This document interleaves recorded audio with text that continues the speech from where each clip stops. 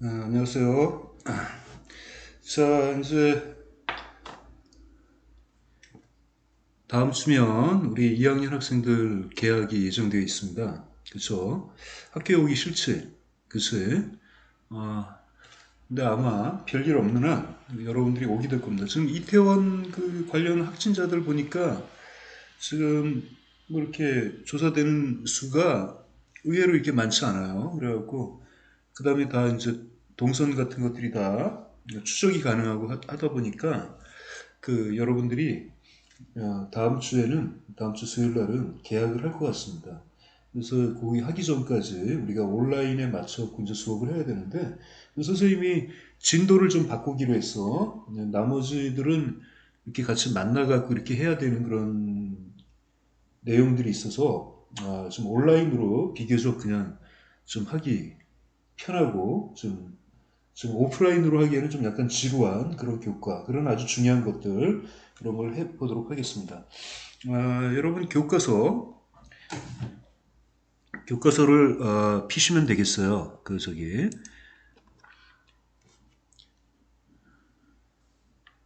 교과서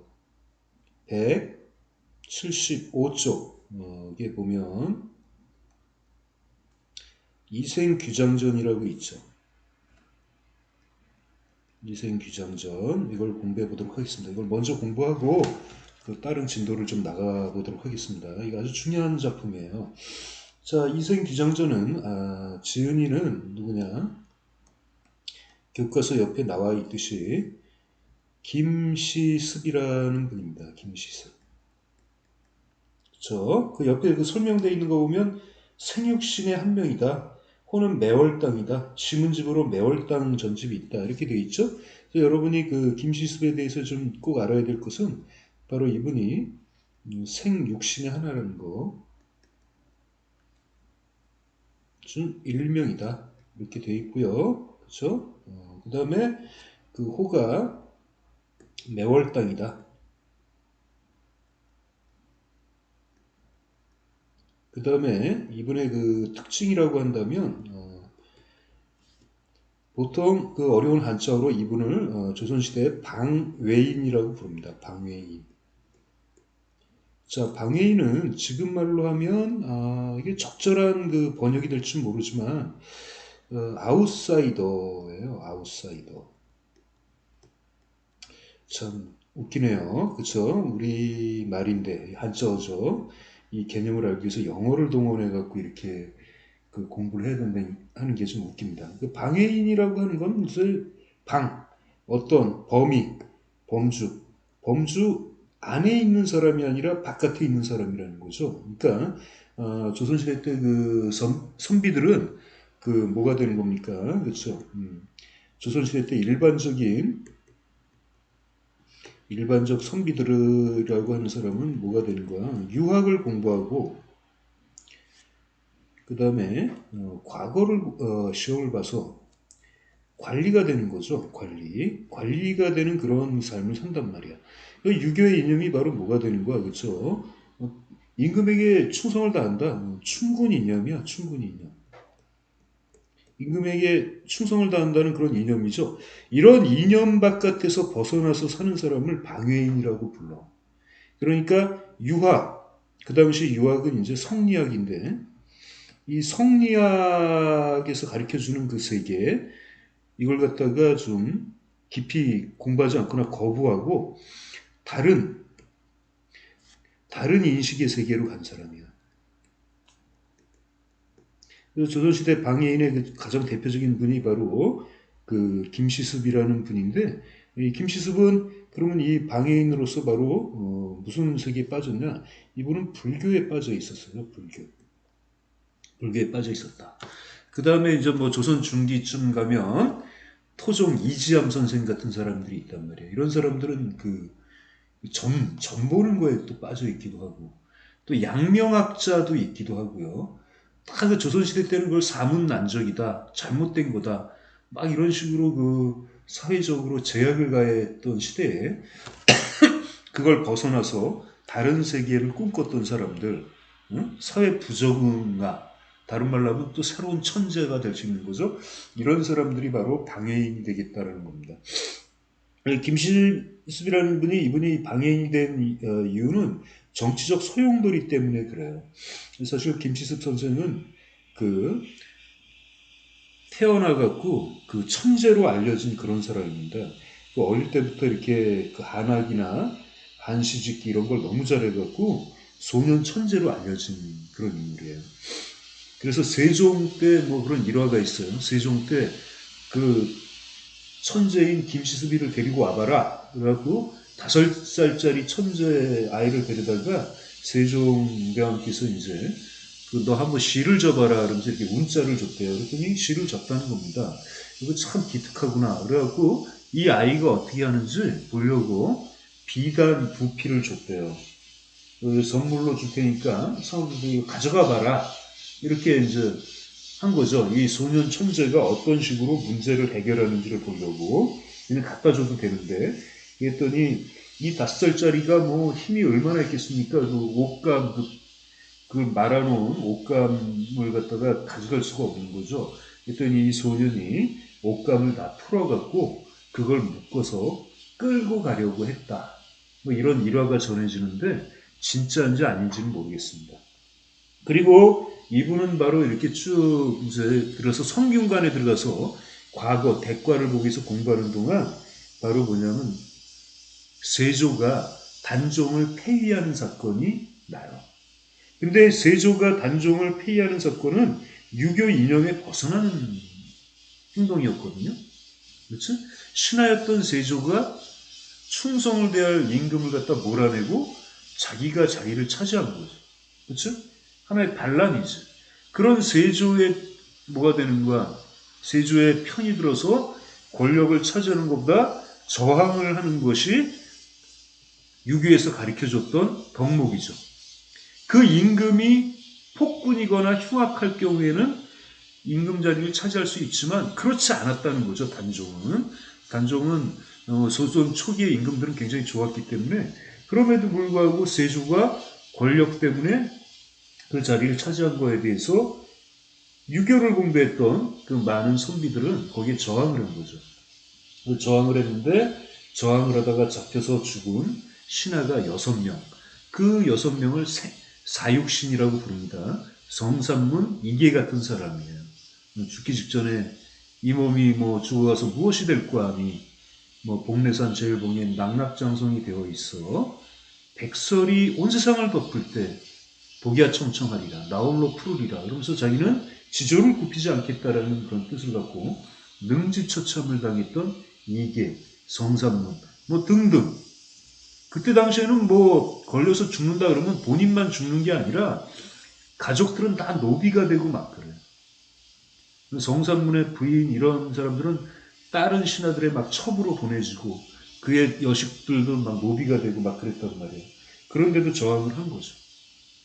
그러면 김시습은 바로 뭐냐? 김시습은 세조에게 뭐가 되는 거야? 호의를 보이지 않게 해서 미친 짓을 하면서 그 다음부터 실성한 사람처럼 행동하다가 뭐가 된 거야? 절에 들어가서 불가에서 많이 생활을 했다는 겁니다. 외롭고 쓸쓸한 삶을 살았죠. 그래서 오늘날 불교에서는 김시습이라는 분을 갖다가 뭐라고 부르냐면 스님이라고 불러요. 자기들 불가에 기했기 때문에 한국 불교사에 남는 그런 중이다. 이렇게 보고 있습니다. 그렇죠? 그래서 김시습은 그 다음부터 이렇게 절에 이렇게 돌아다니고 그러면서 그 불교를 공부하고 자신의 그 쓸쓸한 삶 속에서 이렇게 시간을 보내다가 쓸쓸한 마음이 있으니까 그 마음을 갖다가 뭐가 된 거야? 문학으로 표현했다는 거죠. 그래서 김시습이 뭐가 됐다? 김시습이 지은 소설이 있단 말이야. 소설집. 이게 바로 뭐가 된다? 금오신화라는 소설집이야. 금오신화. 금오신화는 그 당시 중국에 전등신화라는 그런 책이 있어요. 귀신들이 나오고 막 그러는 거야. 물론 금오신화에도 나와요.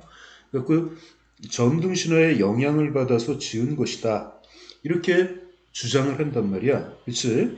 그런데 실제로 내용을 보면 전등 신화는 그냥 기괴한 이야기에 불과하지만 금오 신화는 귀신도 나오고 뭐 이러지만 실제로 현실에서 있을 수 없는 그런 요소들이 많지만 그 안에서 살아가는 그 인간의 고뇌가 그려졌다는 점에서 바로 금오 신화랑 다르게 되는 거죠.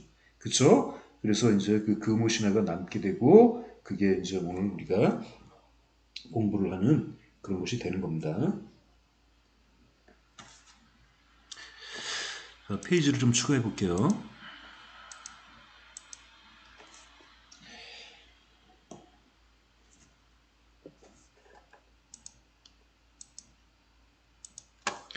자, 그래서 이제 금오 신화에 대해서 이제 설명을 해보도록 합시다.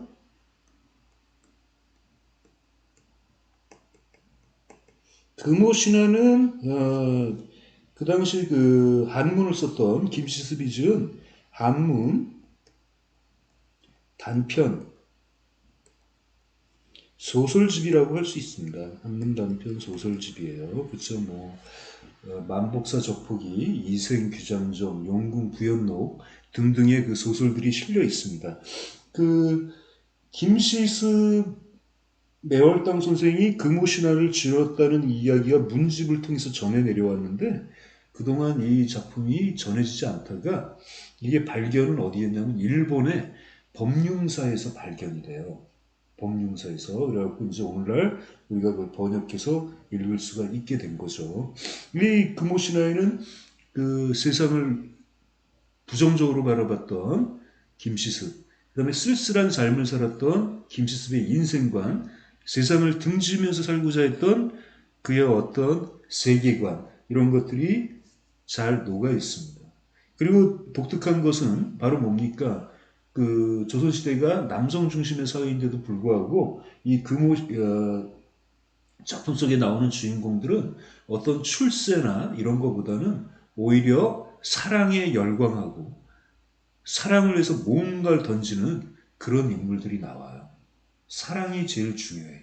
사랑밖에 남 몰라라는 중세 시대와는 어울리지 않는 그런 걸 주장하는 그렇게 행동하는 인물들이 나옵니다. 사랑을 위해서 살고 사랑을 위해서 죽는 인물들이 나오는 거죠. 다만 그 인물들이 서로 만나고 헤어지고 다시 만나는 과정 중에 죽음이 개입하고 귀신이 나오고 어떤 신령의 신비스러운 힘의 도움을 받는다는 점에서 약간 비현실적인 요소는 있긴 하지만, 그치?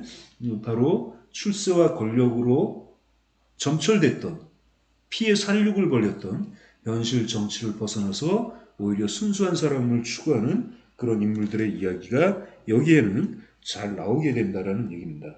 그렇죠? 그래서 오늘 우리가 공부하는 거가 바로 금오 신화의 한 그 부분인 바로 이제 이생규장전이 되겠습니다.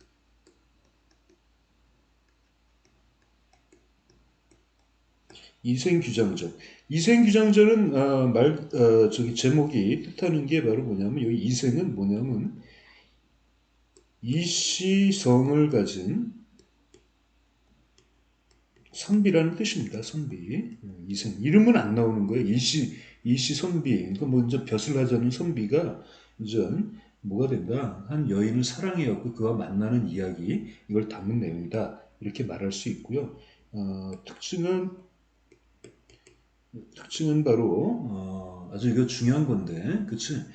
전기적인 요소가 나온다는 겁니다.